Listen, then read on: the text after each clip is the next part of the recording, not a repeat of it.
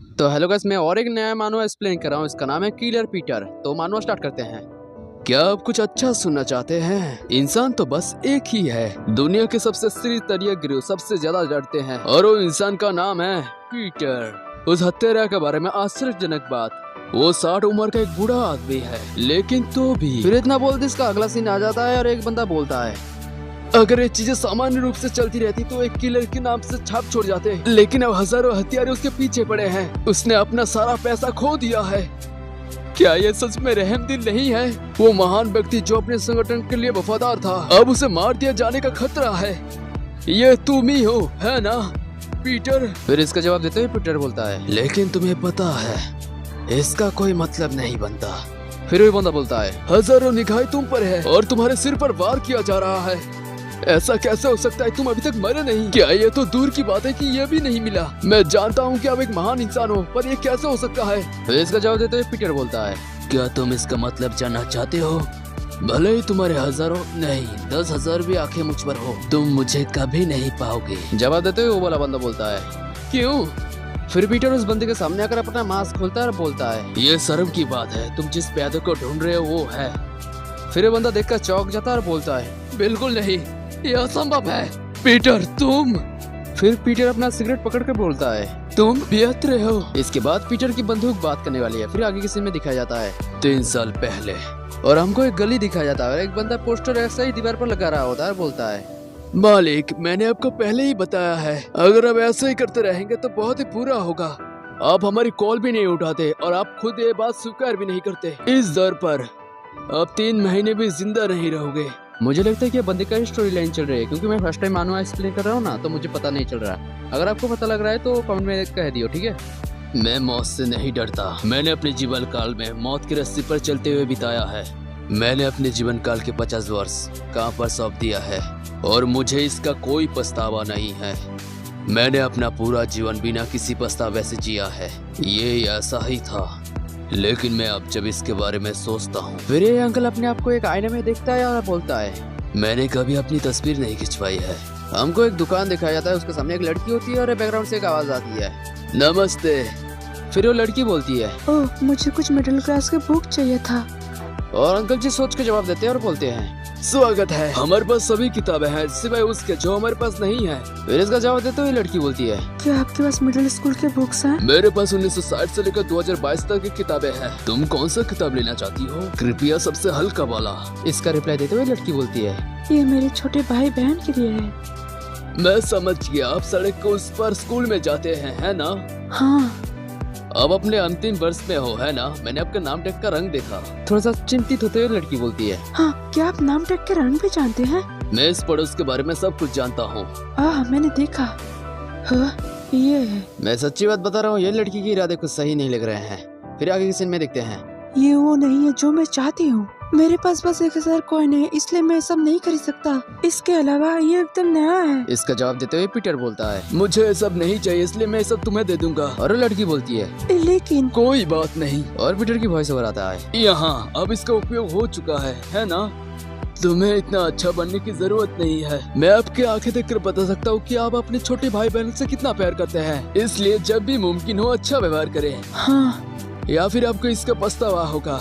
फिर लड़की थोड़ा सा भावुक होकर बोलती है, दादाजी नहीं सर, ओवन में। अच्छा श्रीमान। फिर पीटर कुछ नोटिस करता है, बोलता है, क्या आप मुझे बॉस नहीं कहना चाहेंगे? ठीक है बॉस। पीटर कुछ सोचता है और बोलता है, ओह क्या तुम्हें कोई पछतावा है?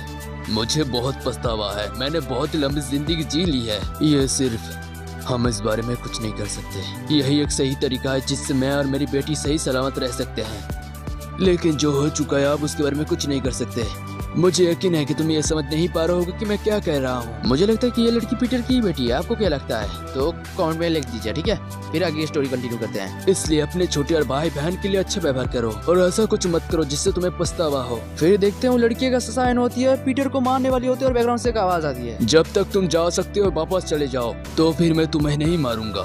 फिर वो लड़की शॉक में हो जाती है और बोलती है, उसे कैसे पता चला? फिर पीटर की वॉइस ओवर आती है, मैं स्कूल के स्टूडेंट के सभी चेहरे जानता हूँ, लेकिन मुझे तुम्हारा नाम नहीं पता, इसलिए थोड़ा सा जांच करने की कोशिश की। क्या तुमने कहा था कि तुम अपने अंतिम वर्ष में हो? तुम्हारे लिए कितनी शर्म की बात है।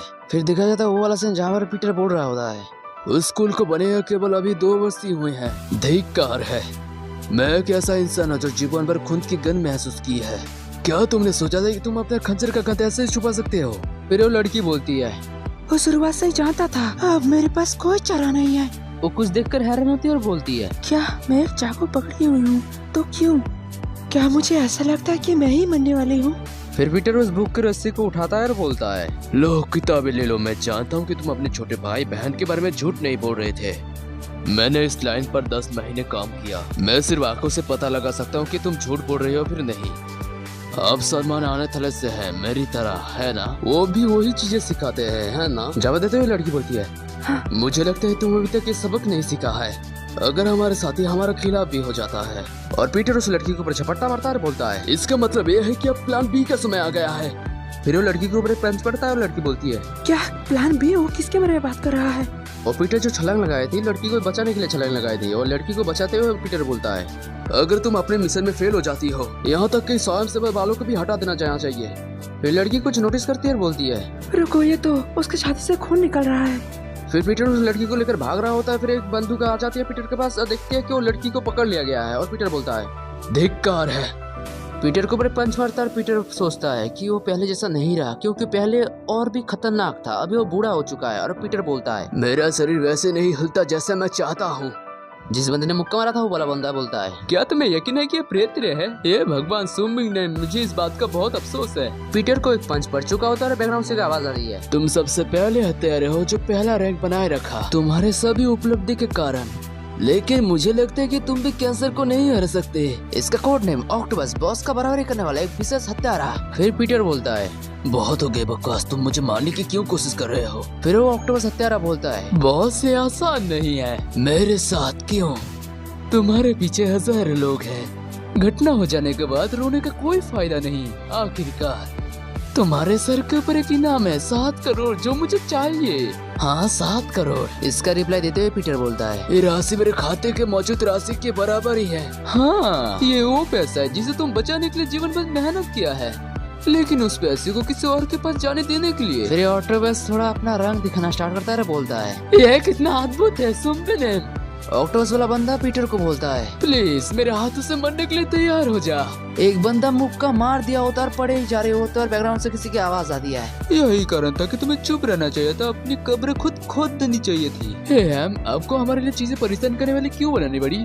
फिर देखते हैं पीटर को मार के एकदम दूर फेंक दिया होता है। फिर बैकग्राउंड से किसी की वॉइस हो आती है, मुझे लगता है कि वो बेहोश हो गया है। मैं यहाँ पर आते आते बहुत ही घबरा गया था, पर ये तो मुझे उम्मीद से बहुत ही आसान निकला। चलो इसको खत्म करें। फिर ऑक्टोपस वाला बंदा बोलता है, हाँ क्यों नहीं। फिर ऑक्टोपस वाला दरिंदा के सामने आता है, बोलता है, ये मेरी तरफ से एक छोटा सा गिफ्ट है।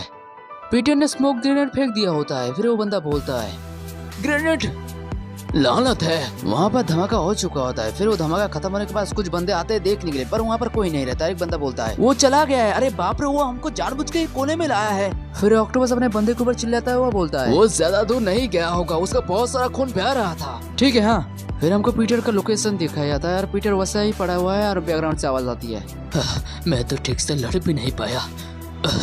मैं हकीकत में बूढ़ा हो गया हूँ। अब पीछे मुड़ के देखो तो मेरी पूरी जिंदगी बस एक काम ही था। जब कुछ लोग पढ़ाई कर रहे थे, चाकू पकड़कर लोगों को मार रहा था। जब दूसरे लोग कॉल के माध्यम से प्रेम सीख रहे थे, मैंने 12 तब तक सीखा जब तक मेरे कानों से खून नहीं निकलने लगा। जब दूसरों ने डेटिंग और प्यार करना सीखा, मैं रूस का जासूस बन गया और मैं अपना काम करता रहा। जब कुछ लोगों ने अपनी अच्छी फैमिली की और नॉर्मल लाइफ जी, मैं तब आतंकवादी लोगों से बच गया। 10 बार मेरी जान को जोखिम में डाल दिया था, लेकिन जब नया बॉस आया सब कुछ बदल गया। पीटर का नया बॉस एक बुजुर्ग आदमी है, वो बोलता है, मुझे उनसे बहुत उम्मीद थी क्योंकि वो बहुत काम के हैं। वो साला पीटर को सुना था, ये बोलता है, लेकिन बुढ़ापा और बीमारी के कारण वो कमजोर पड़ गया है। अब उसे फेंक देने का समय आ गया है। मैंने अपने काम के लिए सब कुछ त्याग दिया। ऐसा नहीं है कि मैं बाबा में पूर्ण जिंदगी चाहता हूँ, लेकिन क्या मेरी जिंदगी इतनी है? वो मेरे साथ ऐसा व्यवहार नहीं कर सकता। पीटर एकदम गुस्से से आग बबूला हो चुका है। आगे के सीन में देखते हैं, मैं इस तरह नहीं मर सकता। मैं वो पैसा नहीं खो सकता। वो पैसा। फिर उस पैसे का राज ये होता है कि पीटर की बेटी को ले जा रहा होता है, क्योंकि उसके पास पैसे नहीं थे। इतने में पीटर कुछ कर पाता वो मर जाता है। फिर हमको एक फ्लावर हाउस का नाम पर एक रेस्टोरेंट दिखाया जाता है ऑक्टोपस आधार। जो खाना पका रहा है वो बंदा बोलता है। अरे बाप रे, अगर हम उसको मार देते तो सारे पैसे हमारे हो जाते। फिर दूसरा वाला बंदा बोलता है, ठीक है, अगर किसी बूढ़े इंसान को इतना बड़ा इनाम क्यों दिया जाता है? खैर आखिरकार वो एक असहायन है। जैसे कोई बड़ा आदमी आता है तो उसका परवाह कौन करता है? अरे मैं जिंदगी के लिए अपने किक बॉक्सिंग चैंपियन की किताब भी फेंक दिया। मुझे देखो, ऐसा लग रहा है कि ये बंदे मतलब बहुत ही जोश शोश से काम कर रहा है, अच्छा काम कर रहा है। भाई कितने हरामी लोग हैं यार। फिर देखते हैं उस बंदे को जिसको ये मारने वाले होते हैं यार, बोलते हैं मैं इस बूढ़े को मार डालूंगा और जीवन में सफल हो जाओ। फिर हमको एक आदमी दिखाया जाता है और उनमें से एक बंदा बोलता है, कौन हो तुम? क्या क्या पियत्रो? और ये पियत्र और कोई नहीं, हमारा पीटर होता है और बोलता है, मुझे ये कहना चाहिए कि ये मेरी पहली तस्वीर है जो ली गई थी। ये वो नहीं है। मैंने सोचा कि वही है क्योंकि उसके कपड़े थे। मतलब ये बूढ़ा मर चुका फिर से एक नई बॉडी में आ गया। मुझे तो इसका पता लुकिज्म जैसा फील आ रहा है। आपको क्या लगता है? कमेंट में बता दियो। फिर पीटर बोलता है, मुझे भी ये समझ नहीं आया, मैं पहले से ही इस तरह जा गया। फिर वो दोनों इसकी हरकत देखते और बोलते हैं, क्या क्या अपने आप से बकबक किया जा रहा है? फिर वो बंदा पीटर के ऊपर हाथ रखता है, बोलता है, माफ करना लेकिन तुम गलत जगह पर हो। ये वो जगह नहीं है जो तुम्हारे जैसे एक स्टूडेंट को होना चाहिए। इसलिए अरे बच्चे, कहानी में मजा आने लगा है। पीटर अपने कंधे से हाथ छुड़ाते हुए बोलता है, मैं जानता हूँ कि मैं कहाँ हूँ। मेरा टाइम बर्बाद करने के बजाय तुम ऑक्टोपस के सामने मुझे ले चलो। हैं? फिर ग्रीन ड्रेसर वाला बंदा बोलता है, ओह तो तुम भी इस काम में हो? तुम यहाँ किस लिए आए हो? किसी भी कारण में तुम इस काम में हो? फिर वो बंदा कूद जाता है, पीटर को एक मुक्का मार नहीं बोला होता है, बोलता है, तुम्हें मरना होगा। और बंदा कुछ नोटिस करता है। देखते हो मुक्का पीटर ने पकड़ लिया होता है और बंदा शौक में बोलता है, क्या बकवास है, वो इतना ताकतवर कैसे है? उसने सिर्फ इसको एक हाथ से रोक दिया। क्या तुम यकीन के साथ कह रहे हो कि पियत्रो है? फिर हमको वो वाला टाइम दिखा जाता है जहाँ पर पीटर को मुक्का मार दिया होता है। फिर ये वाला सीन में आ जाते हैं फिर से। हाँ मैं हूँ। फिर पीटर ने उसकी उंगली को तोड़ डाला। फिर उसका दोस्त उसको पीछे से अटैक करने की कोशिश करता है और बोलता है, कमीने। जैसे वो बंदा तेजी से आ रहा था वैसे तेजी से वापस चला भी जाता है क्योंकि 2-4 मुक्के उसके ऊपर पड़ चुके होते। भाई ये लिटरली बंदा खतरनाक है। फिर वो वाला बंदा चाकू पकड़ते हुए बोलता है, क्या क्या तुम कहाँ से आए हो? इसका जवाब देते हुए पीटर बोलता है, चाकू के साथ अच्छा होना तीसरी डर है। क्या बकवास है, सभी हथियारों के साथ अच्छा होना। दूसरा डर है पहला क्लास। सच में बताओ तो गाइस, कुछ कुछ वाइब लुकिज्म के दे रहा है मुझे सच्ची में। तो कंटिन्यू करते हैं, ठीक है। किसी भी चीज को यूज करने का क्षमता। वो एक ऑक्टोपस के टेंटिकल को यूज करने वाला है। वाह यू। फिर वो बंदा बिना किसी देरी के उसको मारने के लिए भागता है और बोलता है, तुम किस बारे में बात कर रहे हो? फिर पीटर ने एक शॉट मारा, उसका चाकू हवा में है और वो बंदा कुछ सोच पाता कि उसके गले में टेंटिकल्स है और बंदा बोलता है, ये था क्या? उसी टेंटिकल के साथ उसको ऊपर उछाल दिया होता है, बर्तन में डाल दिया होता है। फिर वो अपनी मरी हुई हालत में बोलता है, तुम कौन हो, क्यों? फिर पीटर अपना पिक्चर दिखा दिया होता है और बंदा समझ चुका होता है कि ये कौन है और बोलता है, तुम्हारे सिर के ऊपर 7 करोड़ है और तुम्हारे पीछे हजारों लोग हैं। तो सुन बहने, प्लीज मेरे हाथों से मर जाओ। क्या तुम्हारे पास बस मेरी यही एक तस्वीर है? मैं वो पियत्रो जो इस काम में सबसे ऊपर माना जाता था। मैं अपने युवा रूप पे जागा। और पीटर सिगरेट जलाते हुए बोलता है, तुम जैसे 1000 लोग मुझे कभी नहीं ढूंढ पाओगे। वो पुराना पियत्र जिसे तुम ढूंढ रहे हो।